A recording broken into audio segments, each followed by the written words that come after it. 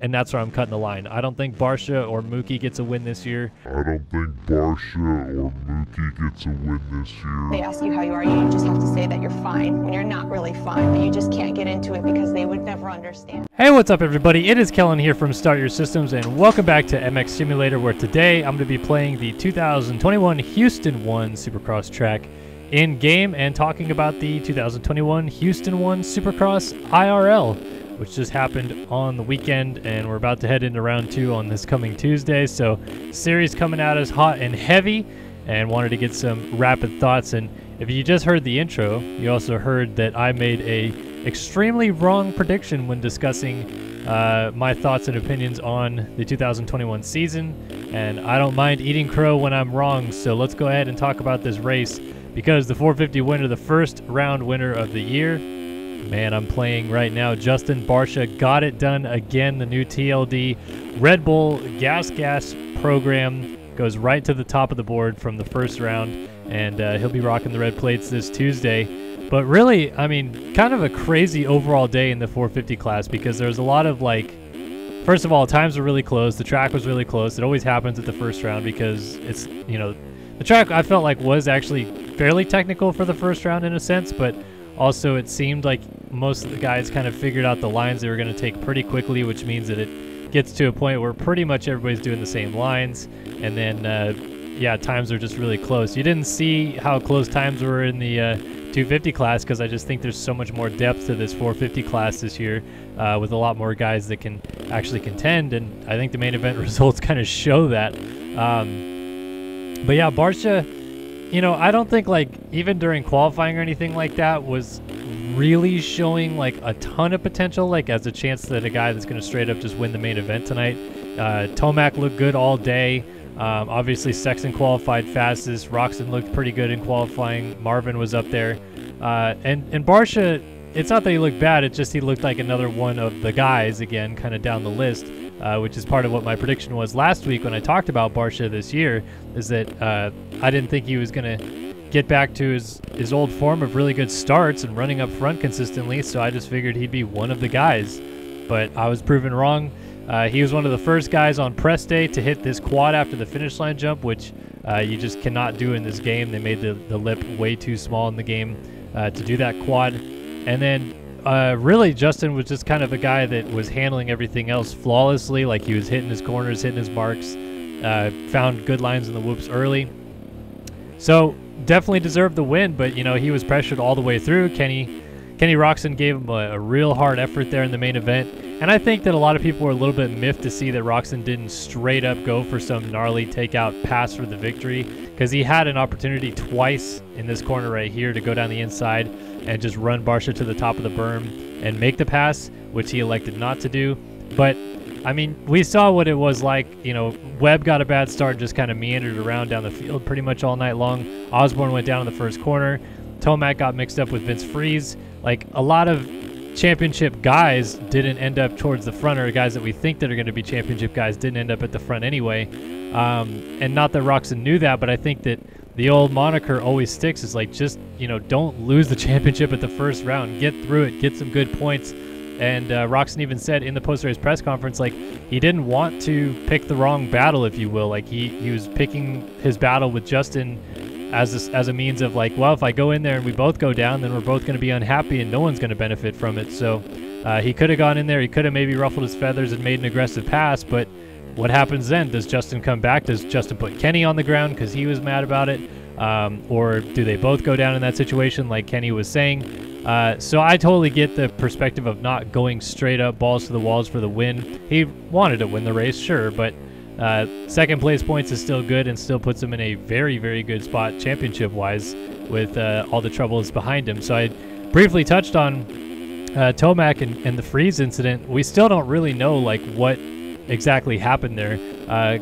I've seen a couple comments come through where, like, Freeze stuffed Tomac in a corner or two corners before that or something like that, but I don't know, it's kind of like atypical of Tomac to get really riled up about that stuff. Like, he did take it back to Barsha last year, but usually if someone stuffs Tomac, like, he's pretty quick to just, like, I don't care, you're not part of, like, what I'm trying to do in the race tonight, moving on, I'm gonna go, you know, just straight up pass you and go forward from here because I don't really want to have to deal with you anymore. And I think he legitimately did have the pass made on Freeze the first time through, and just kind of, you know, rode it in a little bit too high, a little bit too deep, missed his front wheel in the farthest outside rut, and from that point on, his weight was off balance and just kind of threw him in the wrong direction, and he ended up going down and taking Freeze with him, so it looked a lot more like aggressive and what are you doing, Eli Tomac, than it ended up being. But still, it's kind of like, I don't know, first round, you got to be, I guess, a little bit more smart with your passes, or just, you know, put aggressive stuff out of your mind and just move on from it, the same way that, you know, Kenny and Barsha kind of raced each other clean. You know, from there, Tomac just looked completely flustered, got up and you know, tried to punt Freeze off the track again, and he went off the track himself, and then he just got straight up passed by Osborne, who is coming back from his bad start, and Eli almost got straight up lapped, even though, I mean, you know, you calculated the time he was down with Freeze and the time he went off the track with Freeze, that's like, what, maybe 8 seconds total time, and Barsha and Roxon almost lapped him on a 43-second lap track, so straight up, Eli just didn't have it once he went down and had that whole misfortune happen with Freeze. And I think mentally a little bit that was probably, you know, it threw him out of the game. He wasn't in it anymore. Suddenly he was too frustrated and thinking about something else, and it didn't help. But still, it just was such an awful night to get things started for Tomac. And personally speaking, I'm not too worried about him. I think a lot of people are going to immediately hit the panic button and kind of freak out and be like, oh, you know, what happens now? Apparently Tomac's just garbage after he won the title, but I am definitely not there. I think we need to see a couple rounds of some weird things with him before we draw to, you know, any sort of hard conclusions, because I think it was his first round, got a bad start, ended up in the wrong spot, and then before you know it, he's finishing 13th and wondering what the heck happened. So I'm not too worried about him. I think he could easily come out and win this Tuesday, and I think that before you know it, he'd be right back in the championship hunt as well, and we wouldn't even really remember that this first round had happened. So weird night for him, but there's 16 rounds to go, and that's why they dropped the gate, I suppose, and we'll see if he can turn it around on Tuesday. As for Webb, though, Webb didn't look very good most of the day. Qualifying was rough. I think he was 13th or something in qualifying. He started up front in his heat race, but then, you know, Zacho caught and passed him and took off with the win. And then mediocre-ish mid-pack start in the main to a mediocre-ish mid-pack finish in the main. There wasn't anything special. There wasn't, you know, strong Cooper anything, which I had highlighted coming into the season a little bit, that, you know, coming off the back injury, doesn't know where he is, like, just trying to get the ball rolling. I would be okay with him, you know, finishing mid-pack and stuff like that, and I don't think that this is a write-off of a season or anything like that for him, but it looked a little bit worse than I expected it to for him. The qualifying, it is what it is. The race, like, usually Cooper, he's the type of guy that he starts up front, he's in the game, his head gets in the game, he's a racer, but it just looked like his head still wasn't in the game in the heat race when he got the whole shot and was leading. You know, the main event kind of proved it, that he started with the group that he finished with, kind of, and didn't go forward, and this is going to be a really tough field to make a lot of passes on. I get it. The track wasn't the easiest to make passes on either. You know, but guys like Ferrandis and Osborne both made a lot of passes, and Webb didn't, so I'm not overly concerned with Webb or Tomac. Like I said, I think, you know, their fortunes could completely change on Tuesday, and we wouldn't be surprised about it at all. But it was just a little bit weird to see how it shook down between those two, because I think a lot of people had them, you know, picked as the two guys coming into the championship, and to not see either one of them have a good night was a little bit jarring in a sense. So it's going to be interesting to see how they rebound, because if they have another weird off night like they did at round one, it's a quick turnaround. There's only 2 days. They didn't get a chance to go test or anything like that. They have 2 back-to-back nights like that to open the season, and you give Kenny or Barsha a big lead in the championship, and it gets ugly quick. So, yeah, I'm definitely looking to see how they rebound for the second round and see if they can at least just land back close to the podium. Doesn't have to be on the podium, but you know, if Webb comes out of here 4th or something like that, great. If Tomac comes out of here with a 3rd, again, great. Like, I just think that they need a rebound in a big way, because otherwise it starts snowballing really, really quickly. The guy that did finish 3rd, though, Marvin Muscan, I was so far dead on the money with that, because a lot of people had just completely written Marvin off and said, He's 31, the knee injury, all this, that, and the other thing. And I said, you guys are ridiculous. You're going to discount him, and he's going to prove you wrong. And, you know, he was third fastest in first qualifying. He was fourth fastest in the second qualifying. And the only real blip was he started up front in the heat race and then kind of self-imploded back to fifth and then crashed in the whoops and ended up eighth in the heat. But he still whole shot the main event, stayed up front, passed Cianciarulo back after Cianciarulo had got him early, and finished third. So, you know, the old Marvin I always felt was going to be in there. And now that he's got the cobwebs shook off a little bit, he's got the first round done, I think you're going to see him settle into a little bit more comfortable groove, because it was almost 2 whole years since he'd last been on a Supercross track in race conditions. And now that that's behind him, he got on the podium, I think he's going to be well and truly full of confidence moving forward. Does that mean he's a title contender now? I don't think so. I'm still staying, you know, a little bit off of that, and I think that it's very likely he ends up, you know, 4th or 5th in the championship or something along those lines. But yeah, that's pretty much exactly what I expected to see out of Marv this year. Sneaky fast in qualifying, sneaky fast in the main event, sneaks his way onto the podium, and everyone is just like, okay, I guess he's still there, you know? So that was really good. Cianciarulo, coming off the elbow surgery, said he got tired a little bit late. I asked him in the press conference if he thought he could get Marvin back, because he did start closing on him, and he said, I'd be lying if I said I was going after Marvin, because all I was really trying to do was hold on as Malcolm was coming behind him in 5th. So clearly he's still a little bit nursing this elbow issue to a degree and just trying to get back up to full strength, which is totally fine. You know, it's going to take a little bit. And as long as he doesn't get hurt early in the season, he's still going to be right in it, because he's a guy that starts up front and finishes up front for the most part. And then Malcolm Stewart rounding out the top 5. Good debut on the Yamaha, seems to be comfortable on the bike. The whoops broke down and he still was fine. He said he wasn't comfortable jumping them, but he said he was okay jumping them, and then he was good on the rest of the track, and still has that same Mookie flair and speed. And I don't know, it was actually a pretty good debut all around for the Yamaha boys on this new Star Racing program for the 450 class, because Plessinger looked infinitely better than I feel like he's looked almost in his entire 450 career. Almost got Cooper Webb for the lead in the heat race, and maybe could have went off with the heat win before he kind of made a couple mistakes and Zacho got him. And then in the main event started, I think, outside the top 10 and worked up to 8th. So AP rode strong. Ferrandis, coming off of the broken wrist, probably wasn't 100% coming into the season, but I mean, pretty quickly found himself battling at the front, passing guys late that are champions basically of the series, and didn't look out of place at all. And then Mookie finishing top 5 is just a solid effort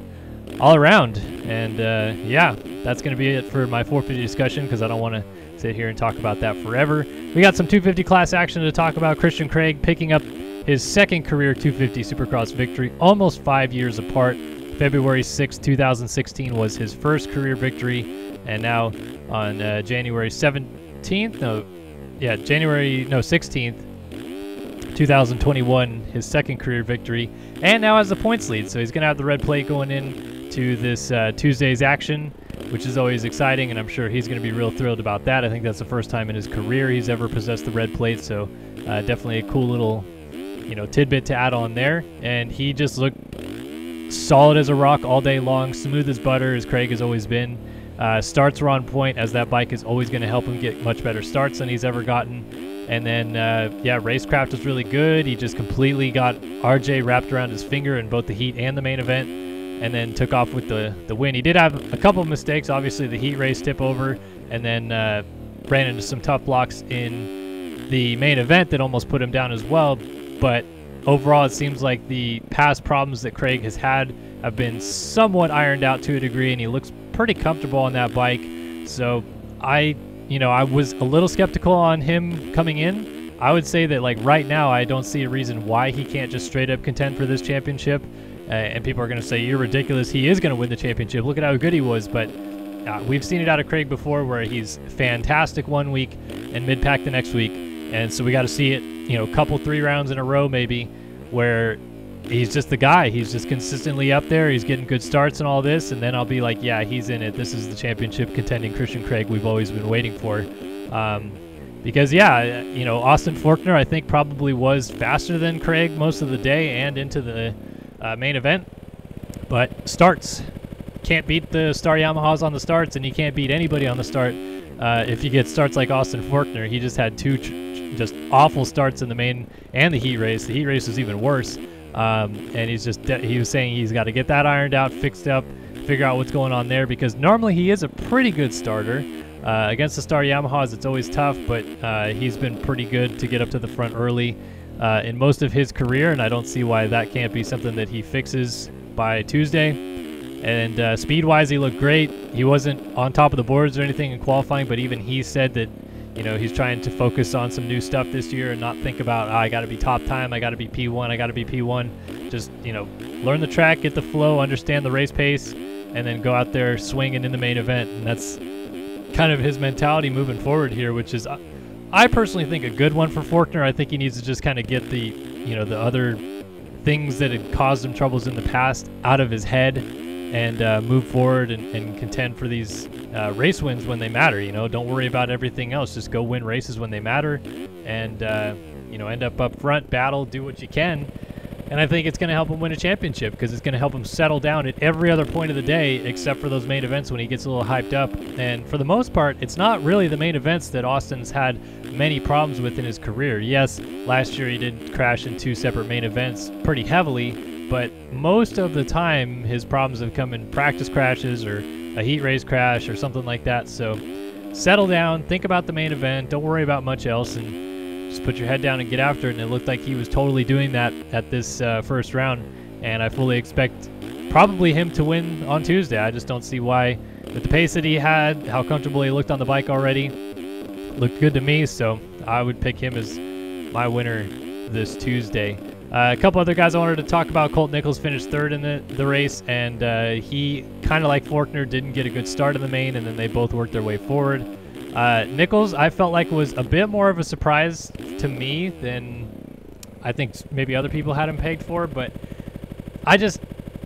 when he goes through the injuries that he had, and he just keeps getting injured and keeps getting injured, it gets to a point where, like, you back the pace down because you don't want to keep getting injured, even though last year, you know, it wasn't because he was going so fast that he crashed, but it still is just one of those things that the injuries stack up and guys tend to get slower. It's just the way it works. So I was skeptical that he was going to find his old form, but even in the post-race press conference, he basically said, like, I feel as good as I felt in 2019 when he did actually contend for a title in this championship.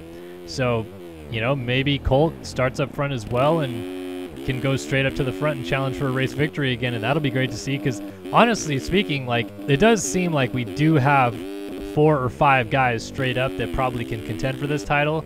I'm going to maybe even move Lawrence to the back of the group now, because he just looked so rattled at the opening round, like smooth as butter in practice, but as soon as the gate dropped, he looked like he was in his own head again. Got to clean that up if he's going to contend for the championship.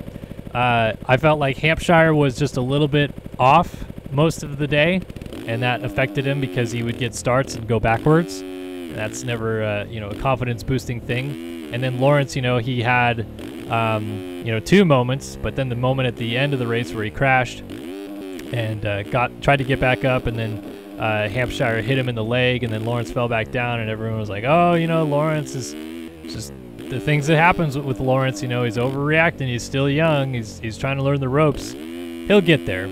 I think that, you know, I wouldn't be surprised at all he comes out tomorrow night, ends up 2nd or 3rd on the podium, and just looks comfortable all day, and just, you know, as he'll tick off from whoever wins the race. But I think at some point this year, Lawrence is going to just put everything together, win a race, and it's going to be no problem, and we're just going to be happy for him. But he did look a little bit more off than I expected him to. I think maybe the pressures and everything that was building behind him coming into the season was wearing on him a little bit, because he just looked flustered when the gate dropped. You know, practice and all that is one thing, but as soon as the adrenaline kicks up and the gates drop and the hype and anticipation and TV's on and stuff like that, it just seemed like Lawrence was just too deep in his own head in a couple of you know, different instances and circumstances that happened on the track, and then it eventually affected his end result. So yeah, I'm looking to see what Lawrence can do moving forward. I'm like I said, I'm picking Forkner to win on Tuesday. I'm gonna pick Roczen to win round 2. I'm gonna say it's the same 1-2, 2-1 kind of thing that happened last year, where Barsha won the opener, and then Roczen won the 2nd round, and Barsha finished 2nd in the 2nd round. I think something similar to that is going to happen again. I think Roczen's starts are good. I think he's probably a little bit faster than Barsha, and I think he'll win the second round. And yeah, those are my picks, Forkner and Roxon. But I'd love to hear your guys' picks. Be sure to hit up the comment section below and offer your picks down there. Let me know what you guys are thinking, and let me know if I missed anything else you guys would like to talk about. I'm happy to discuss further in the comment section below. Appreciate you guys stopping by, watching another video here on Start Your Systems as always, and I'll see you guys in the next one. So long for now.